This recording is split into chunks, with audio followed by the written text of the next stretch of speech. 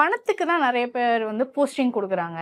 So இவங்க வந்து status பார்த்து இவங்க வந்து பணம் நல்லா வசதியாக இருக்காங்களா, ஸோ இதை பார்த்து தான் வந்து அவருக்கு வந்து போஸ்டிங் கொடுக்குறாங்க அப்படின்ற நிறைய விஷயங்கள், நிறைய ரூமர்ஸ்லாம் வந்து போச்சு.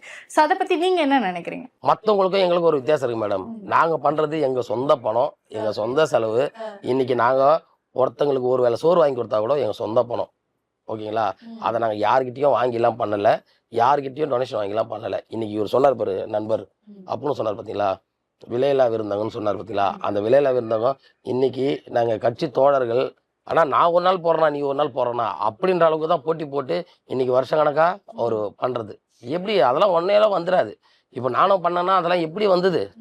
அதெல்லாம் வந்து ஏன்னா நான் ஒரு நாள் போடுறேன்னானே ஒரு ஆனால் அவனோட சம்பளம் எவ்வளோ இருக்கணும் தான் ஒரு 15,000 ரூபாய் 12,000 ரூபாய் இருக்கும். அவன் ஒரு வேளை அந்த சாப்பாட்டுக்கு 1,500 ரூபாய் கொடுக்குறான் அப்படின்னா, அந்த டிஃபனுக்கு கொடுக்குறான்னா எப்படி வரும்?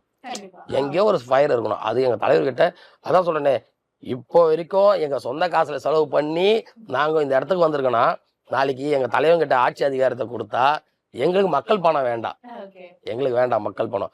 மக்கள் பணத்தை கண்டிப்பாக முறைப்படி மக்களுக்கே போய் சேரும். அருமையான ஆட்சியாக இருக்கும். எங்கள் தலைவர் கண்டிப்பாக கொடுப்பாரு. பணம் தான் குறிக்கோள்னா அவர் நினைச்சாருன்னா சில்வர் ஸ்பூனில் சாப்பிடலாம், அவர் வாடுற வாழ்க்கை வேற மாதிரி வாழலாம். அதெல்லாம் விட்டுட்டு இன்னைக்கு உண்மையாலே சொல்கிறேன், மக்களை நேசிக்கக்கூடிய ஒரு தலைவர் எங்கள் தலைவர்.